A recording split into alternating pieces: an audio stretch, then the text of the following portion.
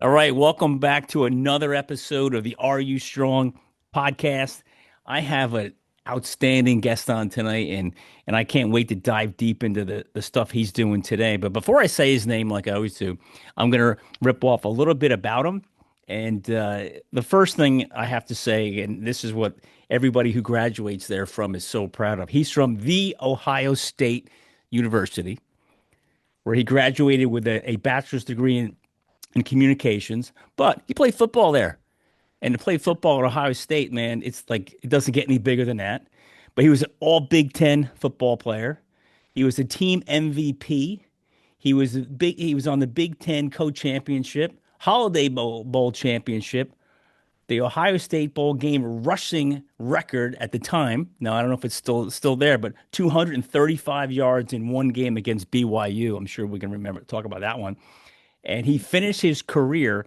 Now, Ohio State's got a ton of running backs, but sixth all-time leading rusher in Ohio State's history, and went into the NFL, played for the Chicago Bears, running back, played for the Green Bay Packers and the New England Patriots, retired from the NFL, became a radio show host, which I want to talk about that, but went back to his alma mater and was the director of player development at the Ohio State University for the football team for I think over 14 years, a long time.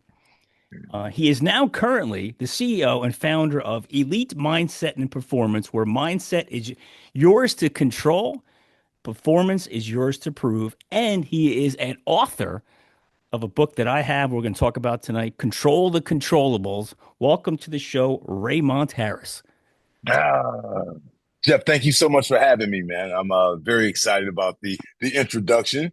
I didn't know all those things happened. I kind of Yeah. forgot about some of that stuff, man. But did Thank I you. get all that right? Or was I mean, it was a Yeah, lot of stuff. yeah, it's a lot. Yeah, you left out the Denver Broncos. Oh, I was there. I had a all cup of right. coffee there for a year as well. But yeah, Okay. besides that, you did a great job, man. All right. Thank you. Now, I think you're most well known for the Bears, Rob, right? Oh yeah, for That's sure. that's Yeah, that's where you yeah, made your name, yeah, yeah, absolutely. well, as I was doing my homework on you, I saw some of the video highlights. I mean, Mhm. so I don't know how you get through some of those plays. We're getting so beat up, and the Yeah. running backs today is crazy. But Raymond, I got a ton of questions to ask you. But before I get All right. into all that, just do me a favor. Just tell the audience just a little bit about yourself, and then we'll kind of roll from there. All right. I'm Raymont Harris. I am a an elite mindset coach, if you will. I'm a professional speaker, and I'm an author. And I wrote a book called "Control the Controllables." There you go. There you go. Yeah. So besides that, man, I'm a father. I'm a grandfather.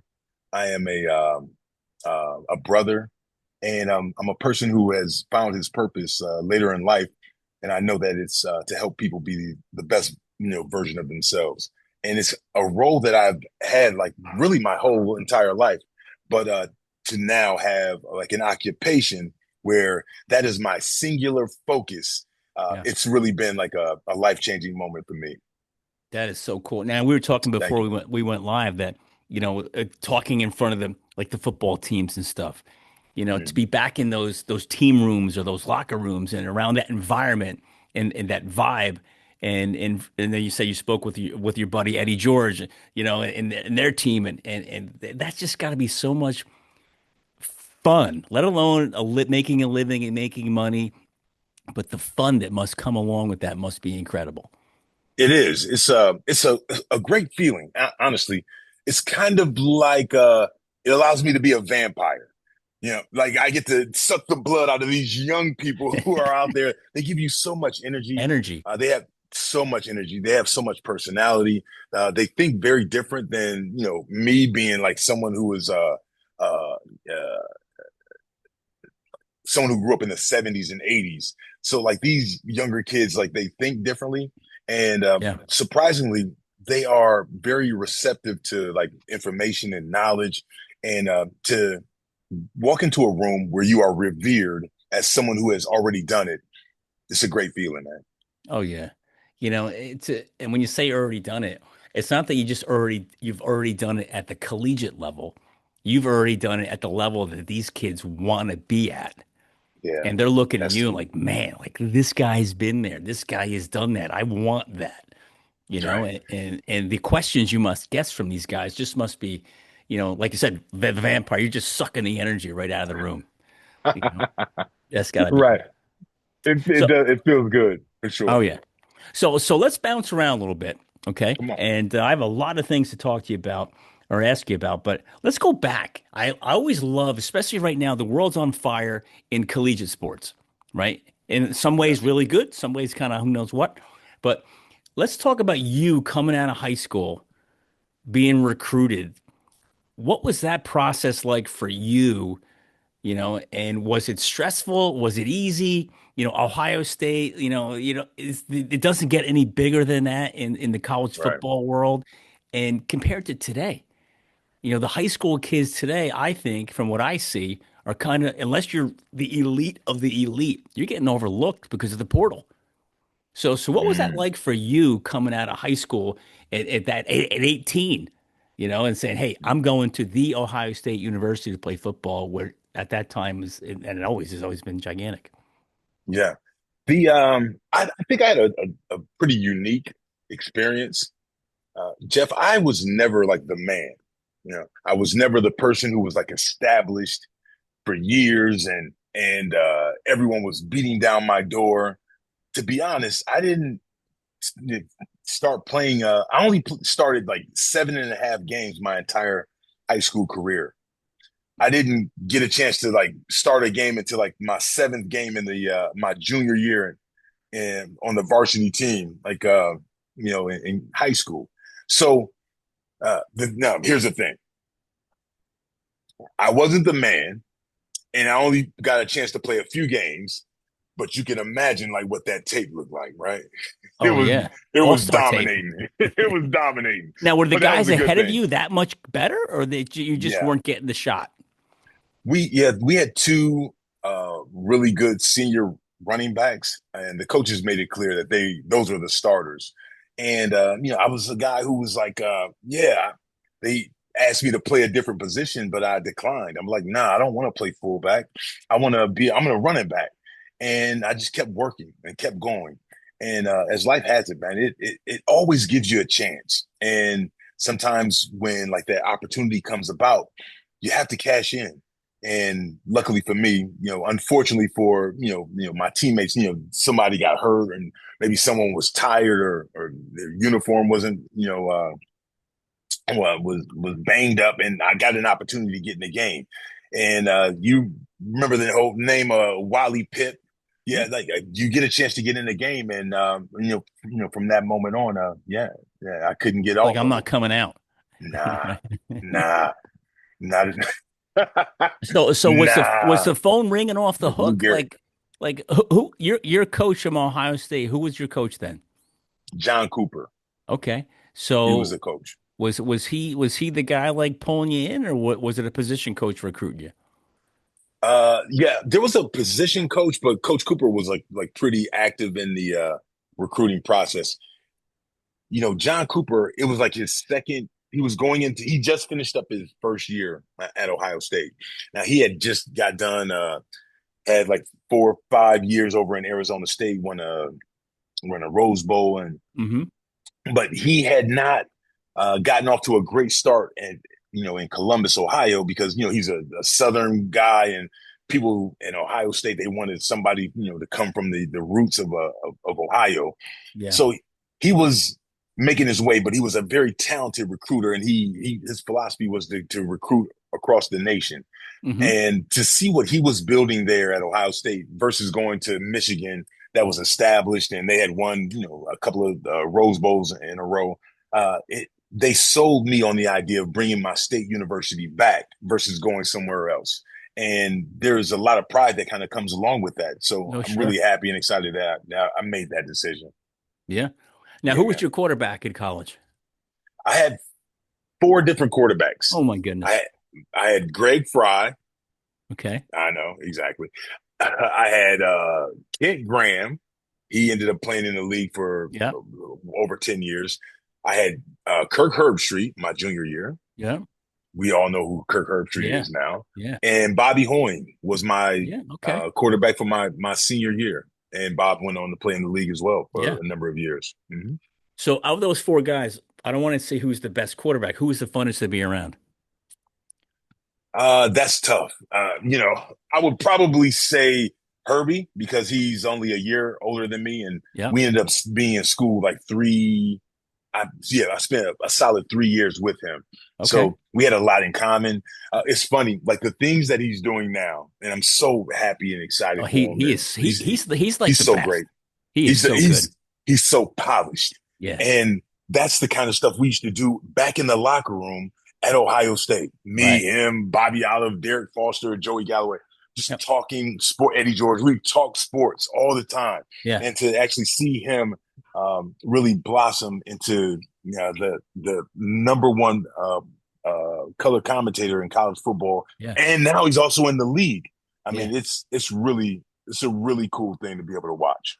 It looks like he's working like 24 hours a day. It seems like he's He's always on everywhere, TV. man. He's everywhere. He'll have do a game on Thursday, and Yeah. then he He say must have it. the They must game of have the his own. week.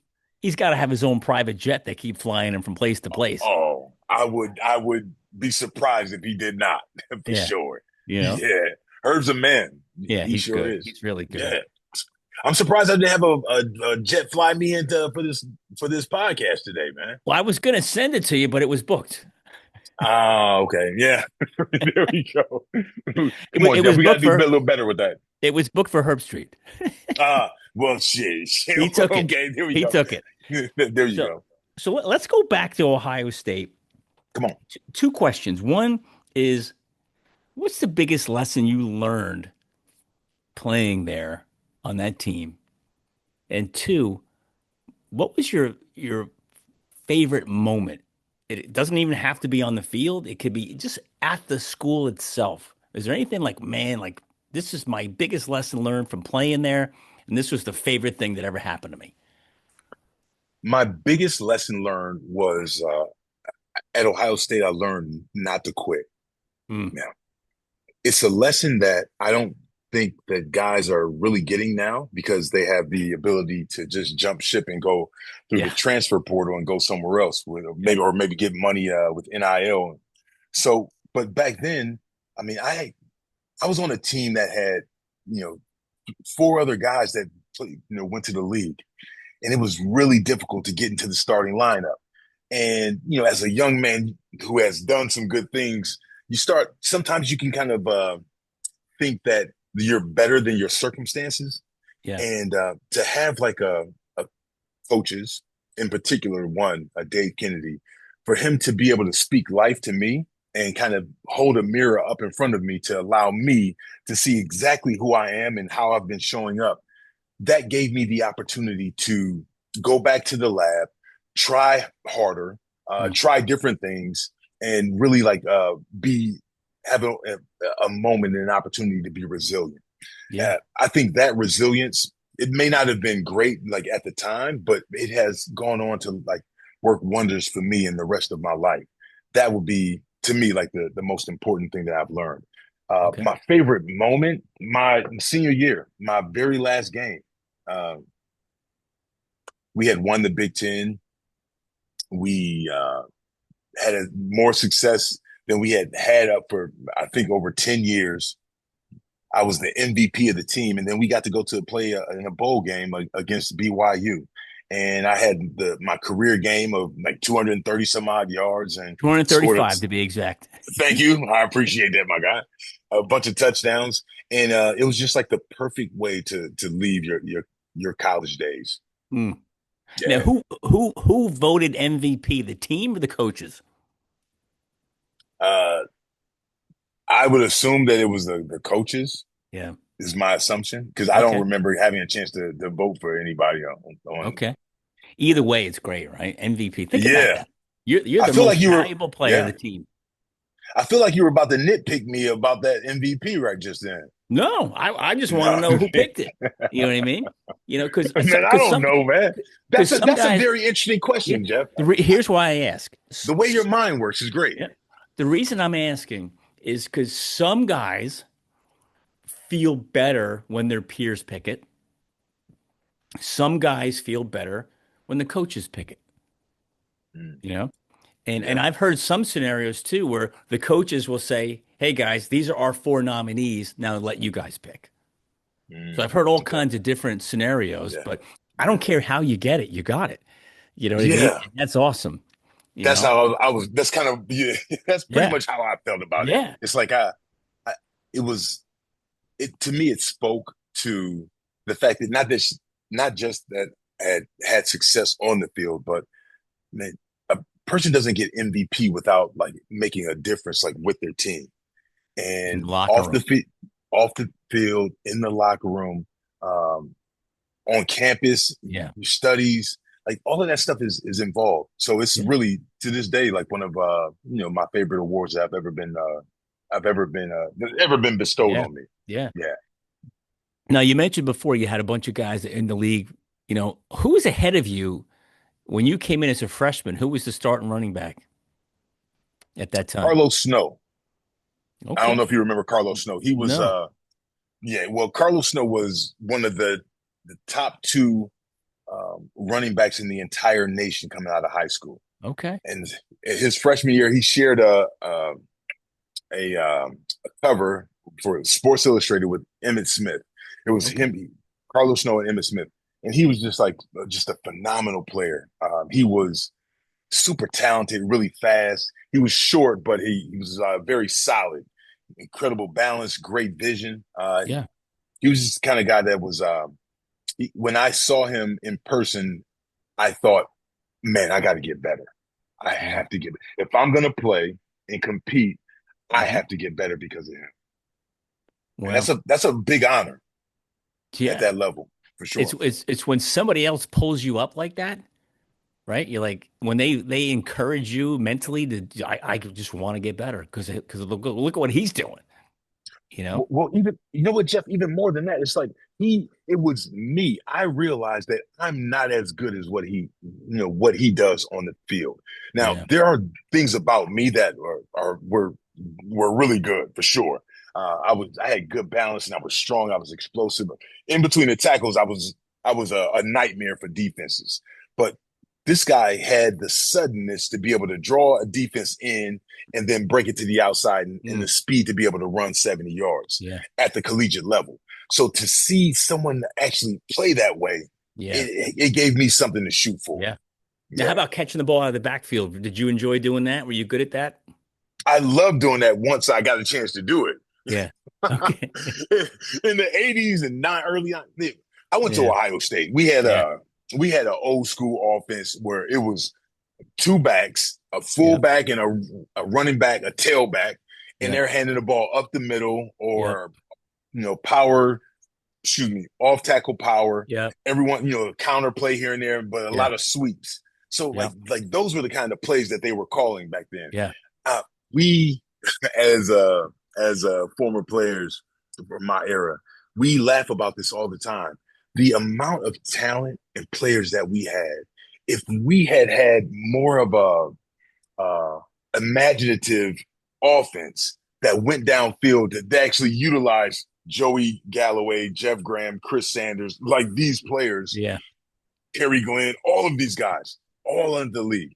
If we threw the ball downfield a little more and had more misdirection and things of that nature, it would have opened up the offense so much more Yeah. for our running backs. Well, but it had to be fun though. It was awesome. I I loved it. know. So, It was great. you know, when did because you're a mindset guy now. Your book's Always incredible, been. Yeah. but your book's Thank you. incredible. You're out there teaching people, you're impacting the ripple effects going crazy. But when did you realize that mindset and mental discipline is just as important as the physical side? Mm. I think that lesson came about for me my junior year in college when I share this often in my one of my keynote speeches, but I had some success. And, I got redshirted in my first year. In the second year, I got to play and I did really well. And I was really happy and excited about that third year because I thought I was really going to build on top of that. And the truth is, a new coach came in and they moved me to fullback, and which is less glamorous. Mm, And I had the worst season of my career. And I had, now I decided that I was going to leave. I'm quitting or I'm transferring to go somewhere else where my talent's going to be recognized. And I had a coach. His name was Dave Kennedy, the strength coach, and he held a mirror up to my face. And I thought that I was showing up in a way that was like I was the man. Like I deserved to have be the starter, and I deserved to get all the carries. But he actually showed me that I wasn't.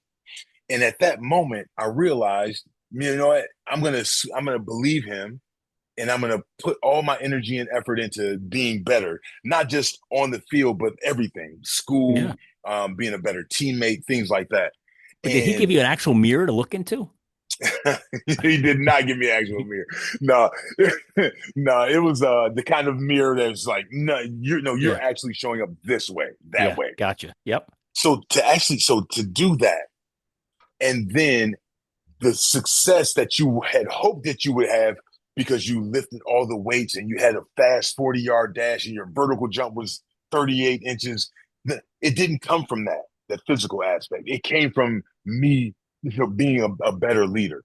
Yeah. It came from me inspiring like my teammates to call me to the carpet when I don't do the right thing and me doing the same thing for them.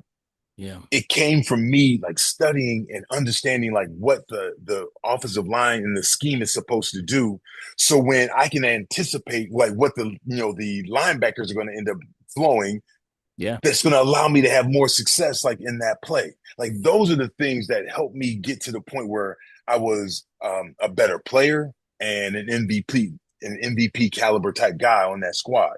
So that was the moment that it really Yeah. solidified in my mind that the mental aspect of the game is going to be more of a determining factor than the physical Yeah. aspect. So he saw more in you than you did at that Yeah, time. I think that's fair. I think that's a fair, very fair statement. Yeah. Now, are you Mm-hmm. still in touch with that guy? I do. I am. I don't speak to him often because he has his own life, I'm sure, and Yeah. I'm very Sure. busy, and as he Yep. is. But I'm so happy, man. Last year, me and a couple other teammates, we ran into him down. We called him and we had breakfast with him, and he lives in Florida. And man, it was just like probably one of the most enjoyable times of the year last year for me Yeah. to be around a guy who um, saw more of me Yeah. than I saw in myself, Right. and helped me see that for me. Did you It tell him changed my that? life. Did you Oh tell him? man, 1,000 times. Yeah. Good. He's Because everything. no coach ever asks for it, but they love to hear it. Yeah, They love to hear the impact could they, because you know what? As a, like you're in front of groups of how hundreds of people at a time, and you're impacting somebody in there. You just don't know who. And they're yeah, walking out of there saying, "Holy crap, you should," right? And you don't know which one is going to take it and run with it. And the same thing with college football. Like they have these sessions, these meetings with their players that are all about what they did with you. And the coaches are wondering, is he getting this? yeah, But you responded and you became MVP, and so it's some guys don't respond though. yeah. You know what I And mean? that's life. That really Yeah. is. Like Yeah. you can be the best coach in the world or the best teacher, Yeah. but like sometimes it's just not gonna get through. Yeah. And the thing that I like to make sure that how I like to show up in life is the, we all have different timing. Yeah. And I try to provide because I can understand this and I'm empathetic to uh, people not necessarily getting it at the same time that everyone else would get it. So I have a soft landing space for people that who I've tried to tell or help or do anything like that, and they just weren't in a space to be able to receive it at the time. But more than likely, whether there's months, years down the line, it ends up clicking, and then they end up coming back Yeah. and being able to provide that soft landing spot to then be able to say, "Hey, you know what? Not I told you so, but hey, now that you're ready, let's go." Yeah. Oh, that's Yeah, awesome. That's gotta feel so good. it feels great. It You really know, does. you feel like Because I'm not sure Superman. everyone. Yeah, yeah, for Yeah, sure. I'm yeah, not sure everyone. I'm not sure everyone um, is afforded that opportunity, yeah, and I think that's really important. yeah, Second, third, even fourth chances sometimes. yeah. Yeah, So high school to college, you go from high school to the biggest program in the country. Then you go from the biggest program in the country to the NFL. Which was the biggest jump, the toughest jump? the league. Yeah. Yeah, Ohio State to the league. There Now, were just more what made it factors. tougher? There were more factors. There were things that kind of started to come into play that you don't necessarily expect. So, when you think about the NFL, you think of how glamorous it is. Of course, you're getting all this money, you can have fancy cars, and there's beautiful women, and you can travel. All of that stuff is great, and it is. But the truth is, the NFL is a really cutthroat business, Yeah. and it's tough, and they don't care about you at all. Mm, And as soon as they sign you, they're trying to find your replacement that's going to be just as good, but at a cheaper price. So understanding first of all, the complexity of dealing with like making a major jump and then going against the greatest players in the entire world, yeah. not just like I right here in the The world, world. Yeah. yeah, the greatest. And then juggling like the new dynamics of having money and access and things like that. Not necessarily, especially for guys who come from backgrounds like myself who never really had, much. So, and then you throw in the fact that starts, it starts signaling to vultures Hmm. and guys that are going to want to take advantage of you. Like they're all like swarming in then Yeah. as well. Yeah. And then you got to start dealing with like the family members and the people that you used to know.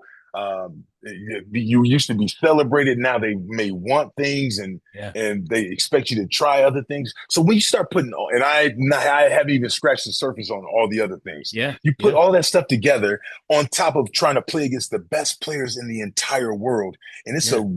it's a really difficult thing to kind of maneuver. Yeah.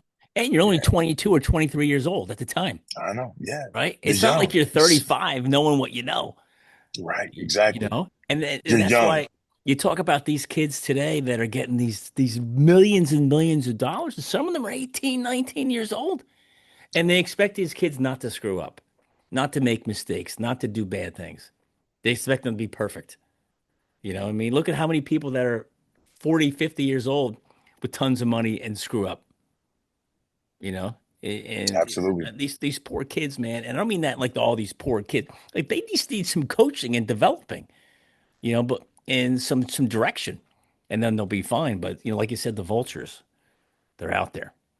Well, yeah, for sure. Yeah. And that's that's the thing. It's like I'm not sure how where you land on this topic, but I'm a huge proponent of NIL Yeah. and like the players getting paid and having a chance to Pay them. capitalize on their likeness. Raymond, listen, man. I played college football back in the '80s, and I just remember the pain and suffering. I don't care if it's D3 to D1, it's still same physical pain and suffering, right?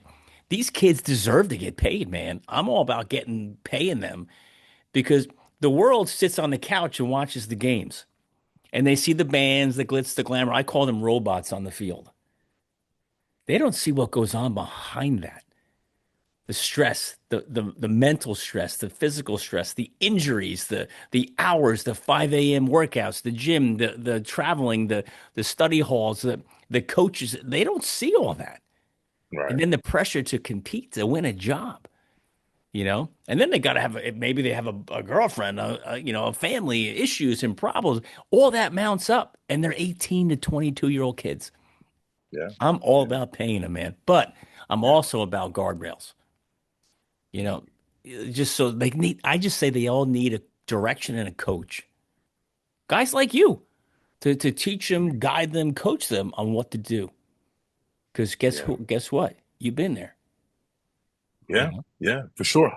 You know, Well, I mean, I think a person could argue that, hey, look, I mean, there are no guardrails for like people that go into corporate America.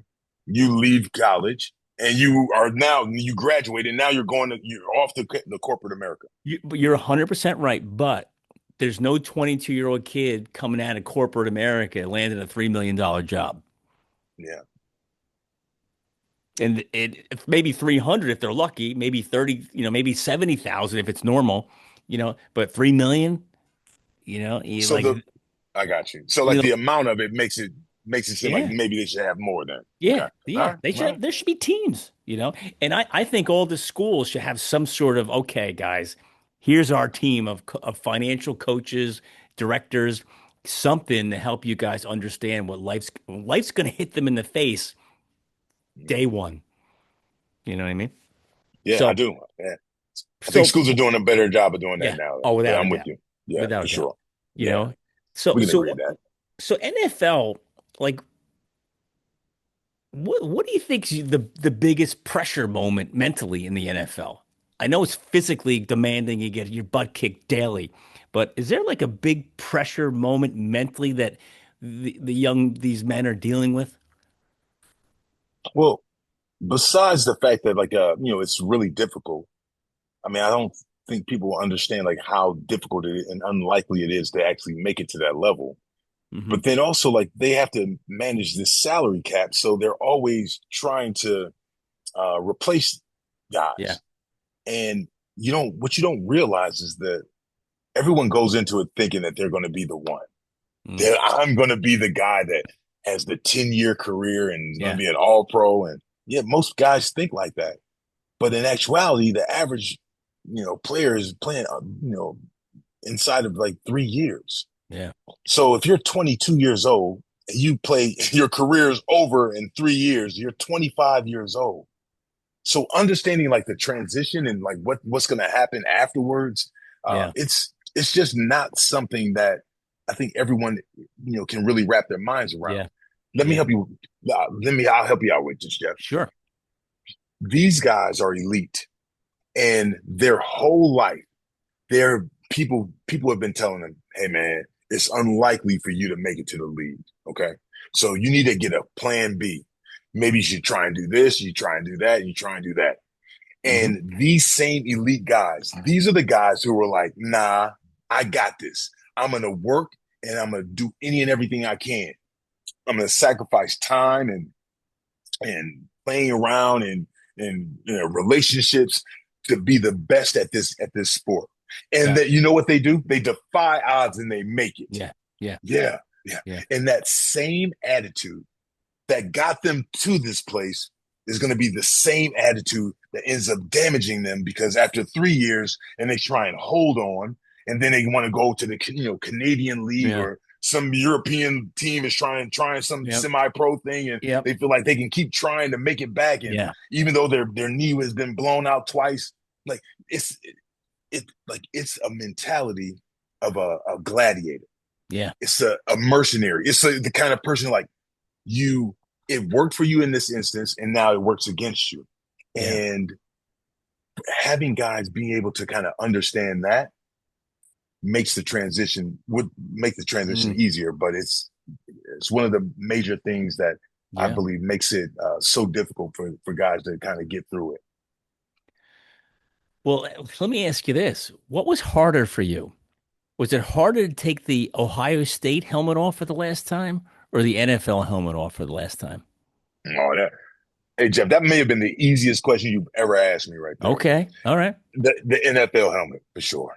Yeah, Okay. because when I took that Ohio State helmet off, now don't get me wrong. When it comes to like the place that has shaped me the most, Hmm. Yeah. the place that has exposed me to lifelong friendships, and probably, if I'm being honest, it's the place that has um, been most instrumental in in my life in terms of like my choices, decisions, who I want to have kids with, where I Yeah. end up living. All that stuff was college, but there is nothing like going to the league and making it and being amongst your peers, and then it all being over just like that. Yeah, Yeah. It's tough. It's difficult.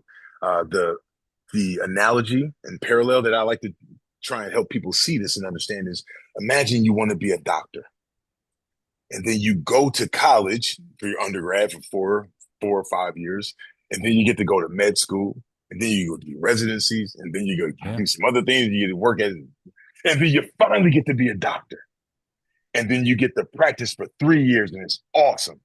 And then they come to you and say, "Hey, you can no longer practice medicine anymore. You're done." And they rip up your certificate. Now, what do you do? That's what it's like. It's a great analogy. No, thanks. And you know what? That never happens to Never. doctors. It really never happens to almost anybody. Nope. But to athletes, professional athletes, they're always told, most of them, 99.99% of them are probably told when it's over. There's a couple that get to go out on their own, right? And some of them, like you said, they don't go out on their own. They wait way too long. Yeah, Like, they hey, limp out. Yeah, it's time for you to go. yeah. But Hmm. I coined the phrase. Maybe I said this to you the first time we were on the phone. I don't know if I made this up or I stole it from somebody. I heard it, but I say athletes die twice. They die when the game is over, but they got to live with it. And then they die in real life, but you're no longer around to deal with it. But that first death is devastating for many of them. Like you Absolutely. said, and I love watching like the NFL draft. Like that's one of my favorite days or 3 days. And when you see these kids getting that phone call and just the amount of emotion that pours out of their bodies when it's that time that they got the call, like and they're speechless. And these are massive men they just crumble out of emotion. And like I'm Yeah, like I that's just got to be so amazed feel like just euphoric feeling inside of them, yeah. right? It is. I agree with you, man. Yeah, It's unrivaled for yeah, sure. yeah. And you see, like they are excited. They got their nice outfits Oh on. yeah, beautiful They're clothes. surrounded with their families and Yeah, girlfriends or wives, yeah, and everyone's sharing all these like wonderful things about them, and it's it, beautiful and it's amazing. it's And crazy. then, yeah, and then 2, 3 months later, yeah, reality kicks in because once you get to that team, yeah, it all changes. Yeah, You are now yeah, surrounded by a bunch of grown men who are the best at what they yeah, do, and it's cutthroat. And people aren't like dragging or not bringing you along. Like you're the competition, so yeah, you have to get in where you fit in. You have to understand like what's important and how. Excuse me, how and why you do everything that you need to do, and yeah, then you got to be consistent.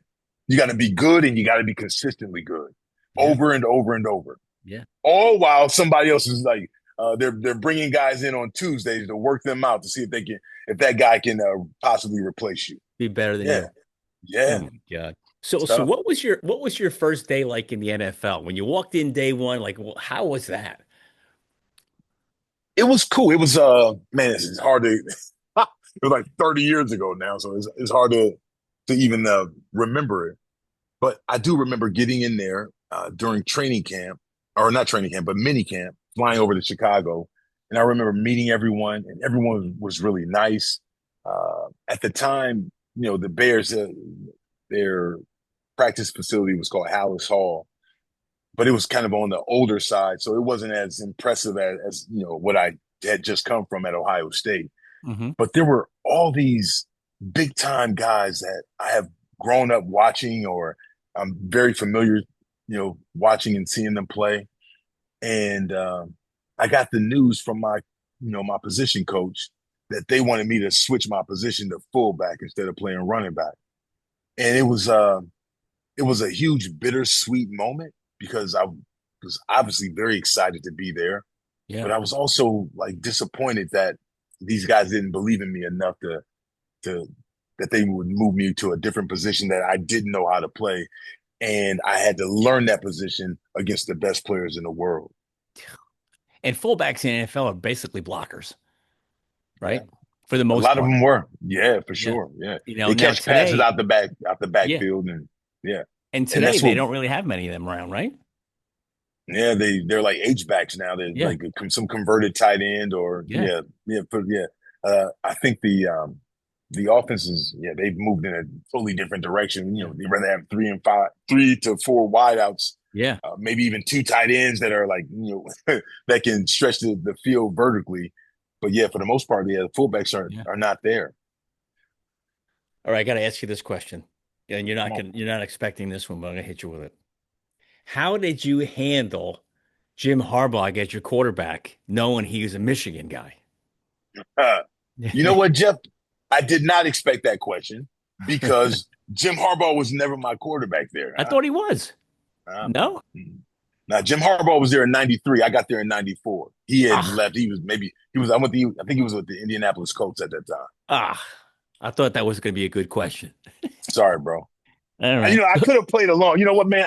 You know what? If you had shared this earlier, I would have played along with you. Yeah. Like, So well, who was your man, quarterback then? Eric Kramer. Okay. He was All right.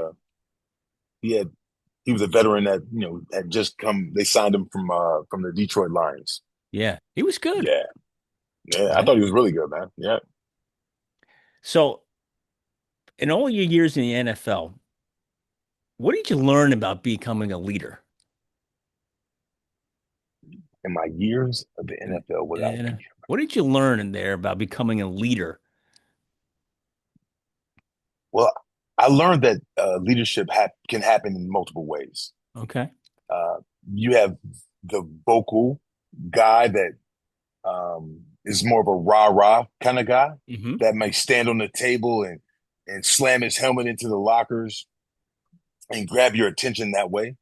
Hmm. And there are other leaders that are lead by example, and there are some guys that are um, that by the way they show up Yeah. and by the way they show their concern for their teammates, and then just people in general, um, how they show leadership as well. So it's being able to, I think to me, it's being able to like reach the people that are around you. Okay. And sometimes that calls for you to um, be able to adjust your communication style. Okay. I think it calls for you to be empathetic and patient. Mm, A bunch of things that are not so common with high achievers yeah. sometimes. Yeah. And I think it also calls for you to be positive, being able to see, the bright side of a story, being a glass half full type of person. Like I think those are the types of things that lead people to like understand and believe in what you are saying. Yeah. Because to me, like communicating like what you want to get across as a leader in football, in corporate America, in education, just in life as parents, it's being able to get the people that you love or you care about, Yeah. getting them to kind of understand that stuff and having patience and empathy and positivity. Those are the things that like I think people are able to latch on to, and it allows you to be able to not just give up when it doesn't work the first or second time, but it allows you to be more resilient and be more adaptable. It helps them look themselves in the mirror. It Right. does. That's Yeah, great. I I can speak firsthand from that Yeah. for sure. Yeah. Yeah, That's awesome. thank you. So 14 years Ohio State player development, right? Yeah, So look at that smile on your not face. it wasn't player development. It was just development, which is a little Okay. bit different. Okay. So the player development is something that's sports related, football related. Development was I worked in the athletic department and I did major gift fundraising. So Okay. I was developing like the school. Gotcha. So there are priorities Yep. that the athletic department has. And I would go boots on the ground and I'm Yep. going out wherever it is, like in Ohio, all across the country. Okay. And I'm asking people, I'm For money. engaging and I'm asking them for 6 and 7 figure gifts to help Wow. support Ohio State's athletic needs. That's Now, development. now, how difficult was that? Was that easy to do? Yeah, it was tricky. That was tough. It was tough. It was a tough transition because I wasn't used to being someone that calls on people, number one. And then number two, think about how difficult it might be to ask somebody to give you $250,000. So that's not that's No. counterintuitive to like how Yeah. I grew up. Right. So learning how to do that is now what I've learned is that it's an amazing skill, but it's something that you have to work at. Yeah. And just like anything else, you keep on trying, keep on doing it, and don't give up. You end up getting good at You had to be really good at it because nobody lasts 14 years at anything unless they're really good at it. something, Well, thank you, man. I appreciate that. you know? That's very Now, nice of you to say. now can you share, you don't have to say from who, but can you share what's the biggest gift that you ever received from somebody? Individually, the biggest gift that I received, and I was part of like some huge gifts that like 10 to 15 million, like those kinds of yeah. Yeah. But individually, myself, someone gave a $5 million gift to the Ohio State athletic department. That's crazy. I know. You know? Imagine there were imagine being able to give Yeah. $5 million away. Yeah. So that means like you are, They got hundreds of millions of dollars. you're pretty, you're doing well. Yeah. Life is Yeah. good. Yeah. So being around all those donors and supporters, I mean, the contacts you must have, the relationships you must have, the impact of that income of money to the program and the Yeah. ripple effect that continues to happen from the work you did in 14 years, it's got to be incredible. It is. I mean, sometimes I look back at it and think like, damn, like, the time really flew by. And, when I was younger, I was just really trying to learn and understand the craft of the Yeah. game, of it. Yeah. Because, like I was saying before, it's not natural to ask somebody for money.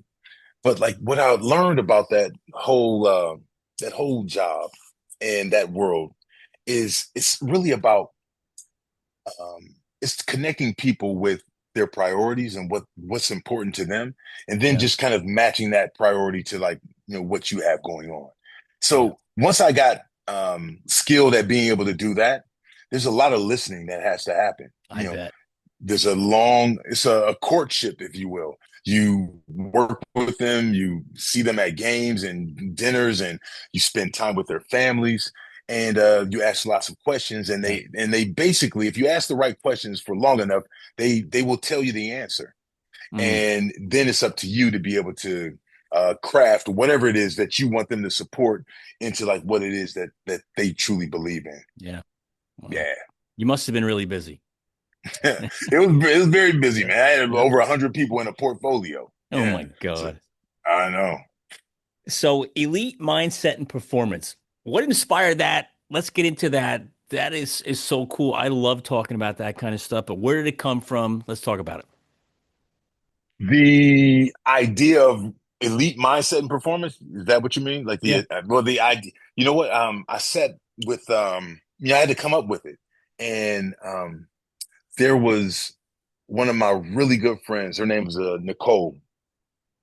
We once I decided to move in a different direction. So after working at Ohio State for 14, 15 years, I realized like my life purpose and the things that I really care about, Hmm.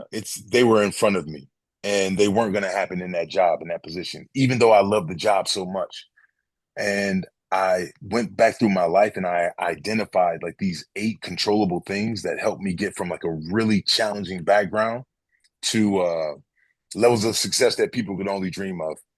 And I created a framework, and the framework I called it Control the Controllables.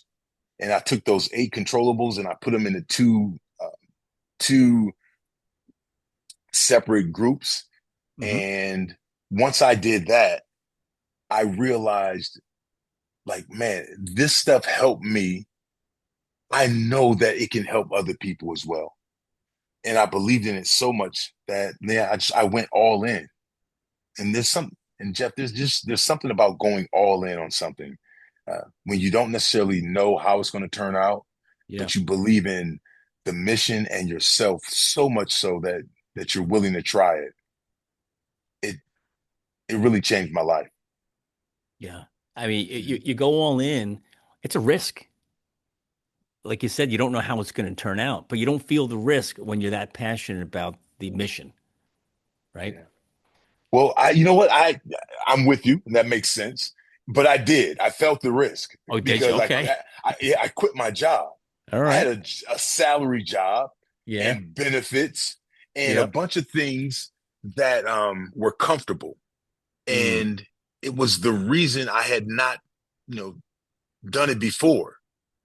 See, I was always a worker and a saver, and I never saw myself as an entrepreneur because it was scary and it calls for like a vision. And to never be, to not be from that, yeah, it was uncomfortable and uneasy. yeah. And I think we as creatures are humans. We tend to go toward what's comfortable. Comfortable. Yeah. Yeah. So Yeah.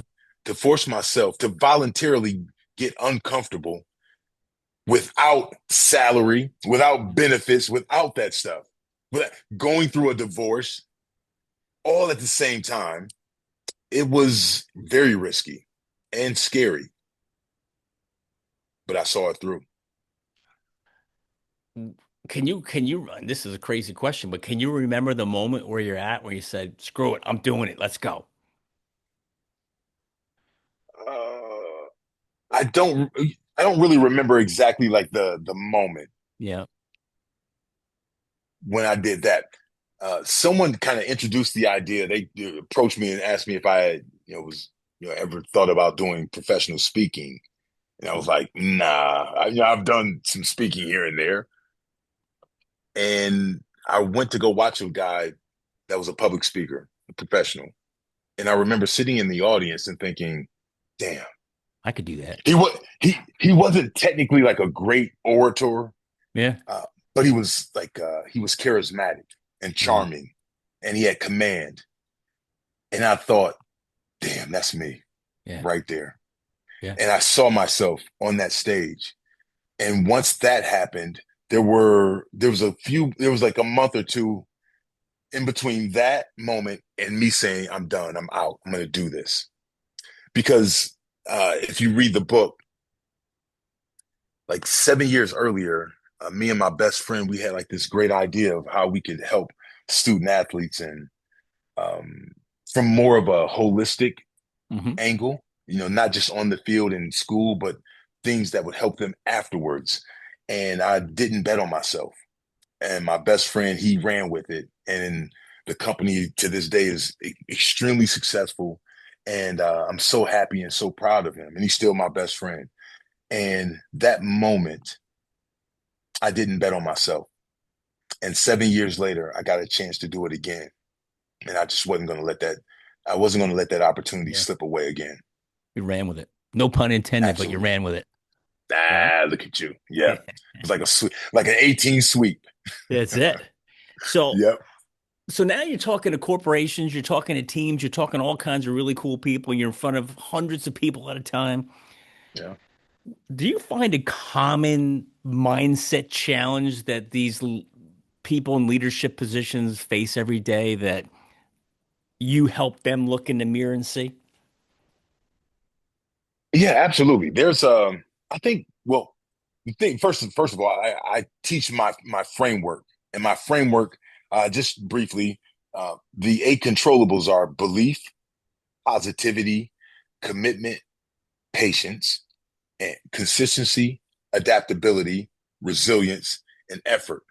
And in out of those eight things that I determined as like extremely important to like my journey, I teach these things through public speaking, through coaching, through meetings, and and what I've learned is that you know I've learned a lot of things already in this short amount of time, but they're leaders and high achievers.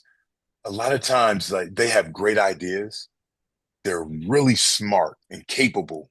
Um, they can be uh, they can be people uh, that lead others and put up big numbers, but that doesn't mean you're a good leader. Yeah. and it doesn't mean that your people are listening to you. Mm, And there's something about high achievers and patience and positivity that they have a really difficult time with. mm, Yeah. A lot of them work hard and they were really talented. And when someone taught them something, they got it the first time and they ran with it. yeah, And now that same person is now tasked with running a squad, and yeah. there are multiple people in that team that are not like them, And they and they expect learn them to be differently, like them. and they Yeah, want them to be like them, right. and they get frustrated and Yep. angry, and they want to just fire them Yeah. or whatever else. And it's yeah, it requires you to have to look into yourself and question how you are like running your job, how Mm, you're doing it. mm. Yeah, yeah, You know, that's the tough. it hits me. One of the things I say, because I manage a bunch of people and stuff. I'm like, it's almost like you have to ask for permission to lead somebody, right? Like you have to get them to want you to lead them. Because if they don't want you to lead them, they're not going to listen to you, No, you know? And I respect that. Yeah, I think yeah, that's a good point. Yeah, So to your point about these some guys that are super talented, but they're impatient as hell, and they expect everyone to run as fast as they are, do exactly what they're doing, and not make any mistakes, and they get frustrated. And they that's do. tough. Yeah. Yeah. But Jeff, I think you make a really good point, man. I think you bring up a very interesting angle. Like if you think about it, like if you have to ask someone to lead you, for you to be it being okay for them to be led, it's I can see how someone could look at that and be like frustrated. Man, why I got to do that? Why do I have to do that? This Yeah. is a job. This is your job. You should want Yeah. to do this. Right. Sure. All right. I Yeah. mean, there's a way, that's one way to handle it. And another way to look at it is, all right, the best way to get buy-in from somebody is to get them to agree to, Yeah. to meet them where they are, Yeah. to see what it is that's important to them, what matters to them, what makes them tick. Buying the buy-in then makes it so much easier for you to then lead. Yeah. So asking questions, understanding who this person is, understanding that like what motivates you or this other person may not be what motivates them, and being able to have the patience with yourself to understand that like you don't know everything and Yeah. they're not like you, and to be able to extend grace to allow that person to meet you in the same spot. Like Yeah. to me, that's good leadership. Yeah. that Right. that's control the controllables. Yeah. You can control like how you show up. Yeah. You can't control whether or not someone's going to get it. Yeah. So if it's important for you to have a high functioning team, then you have to like test yourself. You have to Yeah. dig deep and do things that are uncomfortable to make the other people join you, Yeah. meet them where they are. Yeah. Bah. It's so true. You know what I loved about your book is you put the eight principles in the front, right? Mm. You have the little So you don't got to definition. read the rest of it, or Yeah. you? No, no, it makes you Oh want no, to I'm read. being silly. It makes you want to. No, I'm like, I look because some books are like, well, here's principle one, right? and we're gonna right. I loved how Yeah, you put the each one in the front. It was like 2 pages, and you had the little definition under each one. And thank you. like Yeah, so for me, how I read, I'm like, now I kind of know what's coming. Like so now like let's go. yeah, Versus yeah. some books, it's like, well, like I don't know what's in chapter 10. Like you know Right. what I mean? So I thought that was Yeah. a great opening to the book. So it's and I love those kind of books. It's a must read for everybody. Thank you, man. That's very nice of you. I appreciate that. So how can they get a hold of you? People are listening, people are watching, they're listening like I gotta get this guy. How do I find him? How do I reach him?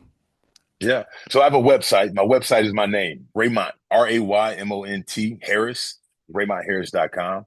And I'm on all social media under my name, whether it's Instagram and LinkedIn and Facebook, all that stuff. And uh, my book, Control the Controllables, is available everywhere. It's Barnes and Noble and Amazon and Walmart and Target, all those places. So yeah, it's I've noticed that the response has been really positive, and more importantly, it's been changing people's lives. Oh yeah. And Jeff went out. I think back to like that moment, but 3.5 years ago when I decided to make that move. Man, it's all worth it. It's Yeah. all so worth it, man. Yeah. I mean, it's the pain of discipline or the pain of regret, right? Absolutely. And the pain of discipline's temporary, pain of regret's permanent, Hmm. you know? And I can speak to that. Like the 7 years before I actually made my move, it Hmm. was the pain of regret. And I think we all are like that. We've Yeah. probably all had We, moments yeah. where we've had, yeah, we We got thought we and we all live with it wished, somewhere. we Yeah. overthought something and we Yeah. didn't do it. Yeah. And what's important about my book is I just think uh it would be easy to look at it and think it's a sports book. And that's cool. I mean, for what, 3 weeks it was the number one book under like football biographies on Right. Amazon. So I was happy and excited about that. But the truth is, like, this is not a sports book. It's a This book is mindset for book. everybody. Yeah. Absolutely, it's for everybody Yeah. I didn't look at because it we as a all deal sports with book. mindset and pressure. We Yeah. all do. Yeah. Hmm. I did Yeah, not look at that book as a sports book at all. I look at it as a book written by an athlete, yeah, but it wasn't like about your sports life. Like, hey, your yeah. whole football downs and plays, and it was no. It's a Nah, mindset book. That yeah, book is meant for anybody and everybody, yeah. you know, Thank you. and Yeah, it's great. So appreciate that. here's a question for you, and we're getting close to wrapping it up. Is you're a young guy? You're younger than me. You're younger than me, you know, All right. and your ripple effect is really starting to spread crazy, right? Okay. Because as you touch a team, as you touch a company, and they go get your book and they read it, and then they talk to people, and then they talk, right? The ripple effect is really starting to take off. But there's going to come a day, Raymont, where you're just a memory. We all end up that way. So in the future, when your name pops up and they say, "Hey, Raymont Harris, how do you want to be remembered?" Mm. Jeff, I think I want to be remembered as a guy that he helped me see it in a different way. I think there's a lot of traditional ways about going about things. I'm from the 70s, 80s, and the times are different now. Yeah, And but I think to be successful and to have impact, you have to be able to adapt. And um, so much so that like I created a framework that combines mindset and mental health because that's really me, because that's really what I've experienced. mm, Like I'm from the whole world of keep trying, work hard, you can do it, yeah, yeah, yeah. button down, buckle up your chin strap, that Don't I'm complain. from that. Yeah, None of that. No water, don't. yeah, I'm yeah, from that. yeah, Yeah. And I'm also someone who has experienced mental health issues and understanding that it doesn't matter how tough you are or how hard you try. If you are anxious or you have undiagnosed bipolar disorder mm, or anything that's like mental that deals with mental health, it's going to interfere with you being able to show up as the best person that you can yeah, be. So yeah. taking those things and putting them together, um, I think is my legacy. And I really hope that I'm remembered as someone who found it to be important enough that he wanted any and everybody to have an opportunity to be the best self that they could be and doing it in an unconventional way. That was me. That's awesome. Thanks, man. And I think just listening to your amazing story, I think the change took place when your coach said, "Look in the mirror," Yeah. and your world changed from that point going forward. And as you progressed in life and took on different roles and responsibilities, your end goal was to be that same type of guy that helps all these other people now in all walks of life look in the mirror. Mm, It's pretty I cool. like that. That's I, pretty cool. I never thought about it that way, and I received that. Thank you. It's Yeah. the two most trajectory changing conversations I ever had were with my coach in high school and my coach in college, and those two conversations they changed my life, Yeah. and I understand the power of coaching. Yeah. And man, for someone to call me coach, and for someone to think of me and speak of me the way that I think and feel about those two coaches in my life, Yeah. it would mean everything to me. And what's cool with you is you're not a sports coach, you're a life coach. You're coaching, you're helping people get through life, which sometimes is a hell of a lot harder than any sport, Yeah.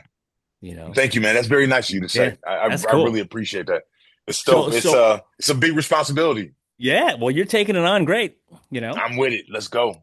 So Raymond, we talked about a lot of stuff. We talked about coming out of high school. We talked about, going to Ohio State. We talked about the NFL. We talked about raising money for Ohio State. And we talked about your business, your book, your impact, your ripple effect. Is there anything we haven't touched on you think we should hit before we wrap it up?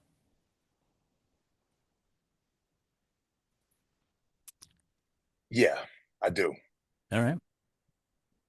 So my mom died giving birth to me, Oh, and it crushed my family, and it was destroyed. And my father lost his wife, the love of his life, at 33 years old, mm, and he had to raise a 12-year-old son, a 9-year-old daughter, and an infant all by oh himself. my God. And my life and my story could have ended there, but it didn't. These controllables helped me that Yeah. much so. Yeah. So much of my life, it was I was guilty and sad and ashamed to kind of talk about losing my mom. But these controllables helped me like flip the narrative from I lost my mom to I want to celebrate her life. Yeah. So if there's anything that we did not talk about that matters, that means the world to me, it's that like man, I'm just like you. I'm just like any and everybody out there. I did not have a silver spoon. I didn't have like these, specialized trainers and any of that kind of stuff. I was just someone that had uh, I had some really tricky cards that I was dealt, Yeah. and because of these controllables, mhm, I was able to play those cards the best way I could. That's it. Well, I appreciate you sharing that. Sure. Do you have an S on your chest? That's very nice. Hey, that's slick right there. Nah, man. Outside of It's there's an H and an A and an RRI that go right along with it. But yeah, nah, man. that's Thank you, gonna be man. my nickname for you now, Superman. Come on. Go ahead. I'll take Yeah. it. Yeah. I like Ultra back myself, but yeah, the Superman is good. All I right. know a lot of guys that call themselves Superman. All right. All Thank you, right. man. That's very nice of you. Well, Raymond, listen, man, I appreciate you coming on the show and sharing your amazing journey and story and the impact that you're making. And Thanks. I am excited to see what continues to happen and grow through the impact you're making. And if there's anything I can ever do to help, you got my number, and I'll be there to do whatever I can. Cool. Jeff, thank you so much, man. Thanks for having me as a guest. I had a blast, enjoyed it, and thank you for allowing me to get my message and out to even more people. I appreciate this. You got it. It's a great message, and I always wrap up the show by saying, "Stay strong." Absolutely. You too, man.